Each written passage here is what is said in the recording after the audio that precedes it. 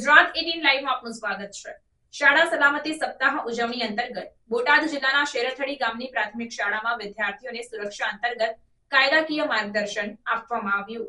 બોટાદ જિલ્લા collector Gen Z Roy અને મહિલા બાળ વિભાગના અધિકારી આઈ મંસૂરી સાહેબ તેમજ જિલ્લા પોલીસ અધિક્ષક કે.એફ. બડુલિયા સાહેબના માર્ગદર્શન હેઠળ શાળા સલામતી સપ્તાહ પર્વ તેમજ બેટી બચાવો બેટી પઢાઓ અંતર્ગત શેરથડી પ્રાથમિક શાળાના આચાર્ય નરેશભાઈ કણઝરિયા સાથે સંકલન કરી જાગૃતિ કાર્યક્રમ રાખવામાં આવ્યો હતો, જેમાં શાળાના બાળકો દ્વારા પ્રાર્થનાથી શરૂઆત કરવામાં આવી અને ત્યારબાદ કાઉન્સિલર રિંકલબેન મકવાણા દ્વારા 1098 ચાઇલ્ડ હેલ્પલાઇન તેમજ અન્ય હેલ્પલાઇન અને ગુડ ટચ બેડ ટચનું ડેમોન્સ્ટ્રેશન દ્વારા માર્ગદર્શન આપવામાં આવ્યું।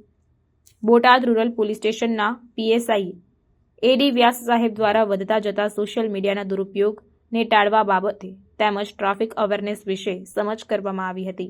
ડીએચઈડબ્લ્યુના જેન્ડર સ્પેશિયાલિસ્ટ મનસુખભાઈ દ્વારા વહાલી દીકરી યોજના, મહિલા સ્વાવલંબન યોજના, વિધવા પુનઃ લગ્ન યોજના વિશે માહિતી આપવામાં આવી। ત્યારબાદ શી ટીમની કામગીરી તેમજ પેટ્રોલિંગ અંગે માર્ગદર્શન આપવામાં આવ્યું। સાથે સોનલબેન ઓળકિયા દ્વારા વીઆર સિસ્ટમ દ્વારા બાળકોને મનોરંજન કરાવવામાં આવ્યું।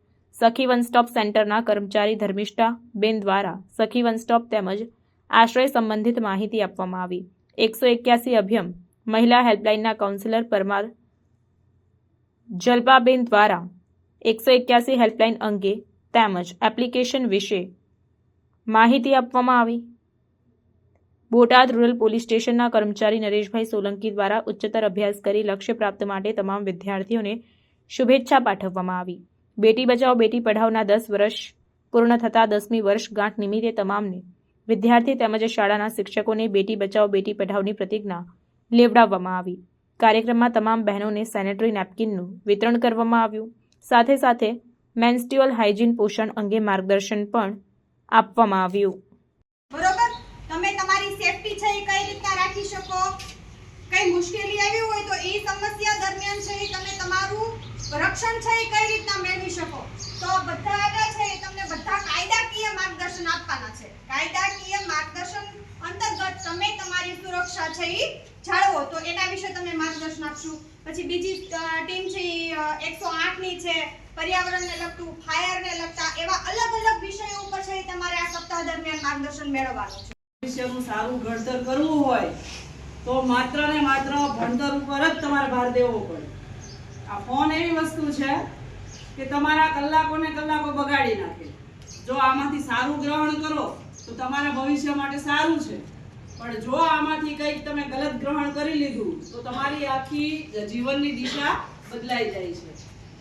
તમે સાંભળતા હશો કે નાના છોકરાઓ એટલે કે નાના એટલે બહુ 8મું 9મું સમથિંગ જેવા ઘણીવાર છોકરાઓ ઓનલાઈન ગેમ રમી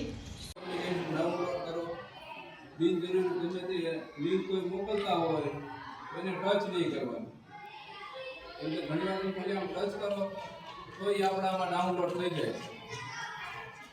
એટલે આ બાબતે સાહેબ તમે હજી એટલું બધું યુઝ નહીં કરતા હોય પણ આટલું ખાસ ધ્યાન રાખવાનું છે। હમણાં 6 મહિના પહેલાં એક ડૉક્ટર આવી ગયા હતા ફ્રોડ QQFP સાથે, એમનું ફ્રોડ હતું 60 લાખ રૂપિયા, એટલું 60 લાખ રૂપિયા।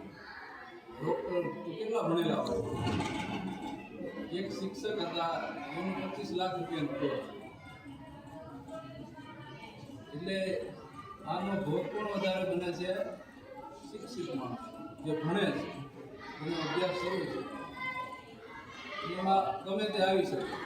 ખોટી ઉતાવળ નહીં કરવાની, જેટલો જરૂર છે એટલો ઉપયોગ કરી મૂકી દેવાનો। ગઈકાલના છાપામાં મેં વાંચ્યું હતું કે આખા ભારતમાં 100 માણસો મોબાઈલનો યુઝ કરે છે, એમાંથી 3 માણસો એવા છે કે અભ્યાસ પાછળ મોબાઈલ વાપરે છે, બાકી બધા વિડીયો જોવે છે અને રીલ્સ મોકલે છે, ફોટા બનાવે છે, એવો બધો વિડીયો કરે છે। એટલે આપણે એ 3%માં આવવાનું છે, ઓછો ઉપયોગ કરવાનો છે અને મોબાઈલનો ઉપયોગ કરીએ તો અભ્યાસ માટે કરવાનો છે, બરાબર।